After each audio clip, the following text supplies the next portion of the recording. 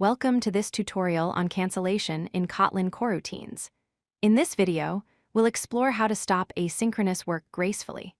Cancellation is a fundamental concept in coroutines that allows us to control the lifecycle of our async operations.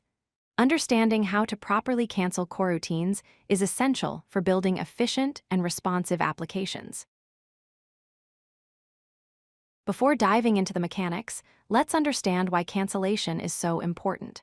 First, it helps with resource management by stopping unnecessary work to free up CPU and memory. Second, when users navigate away from a screen, we need to cancel tasks associated with that screen to prevent wasted resources.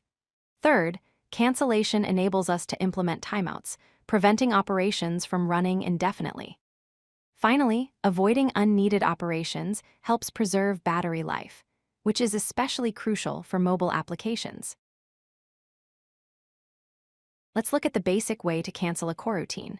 When you launch a coroutine, it returns a job object. This job gives you control over the coroutine's lifecycle.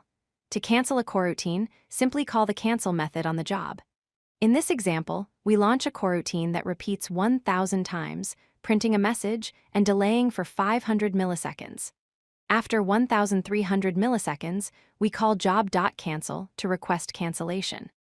Then we call Job.join to wait for the coroutine to complete its cancellation process. Here's the crucial concept. Coroutines don't stop immediately when you call cancel. Instead, cancellation in Kotlin Coroutines is cooperative, not forceful. This means the coroutine must actively cooperate and check for cancellation regularly.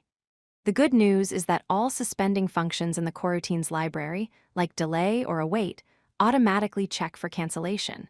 However, if your coroutine is doing heavy computation without any suspending calls, it won't be cancelable by default. Let's see why this matters. Here's a common problem that developers encounter.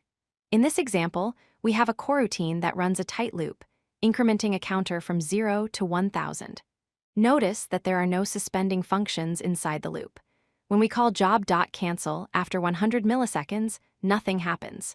The loop keeps running until it completes all 1,000 iterations. This is because the coroutine has no suspension points where it can check if it has been canceled. This is exactly what cooperative cancellation means. The coroutine needs opportunities to cooperate. The solution is to manually check the cancellation status.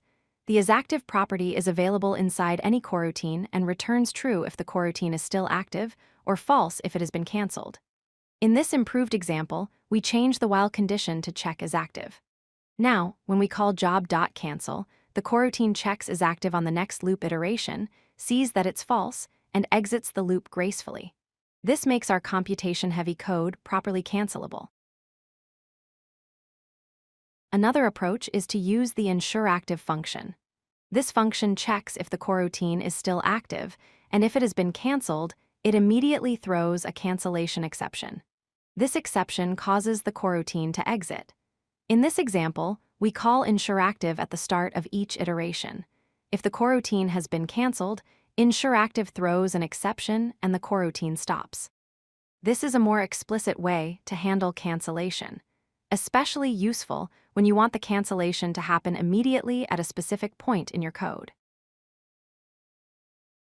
Here's a critical pitfall to avoid. When you catch exceptions in your coroutine, you need to be careful not to accidentally suppress cancellation. If you catch all exceptions using a generic exception type, you'll also catch the cancellation exception that's used to cancel the coroutine. This prevents the coroutine from being canceled.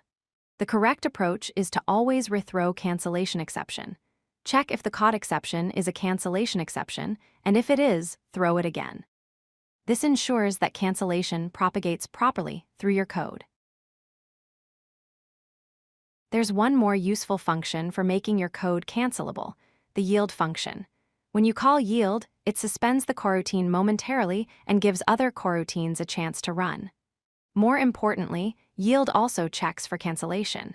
If the coroutine has been canceled, yield throws a cancellation exception. This makes yield perfect for CPU-intensive loops.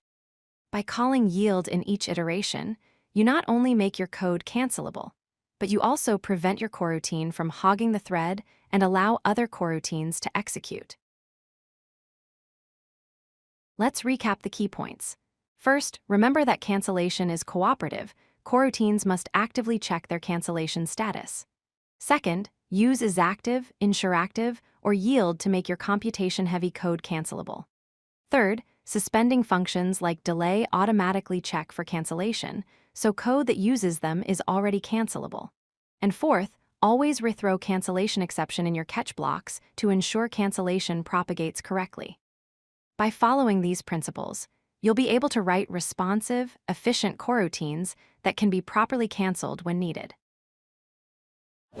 If you like this video, hit that like button and don't forget to subscribe. Visit CodeLucky.com for more such useful content.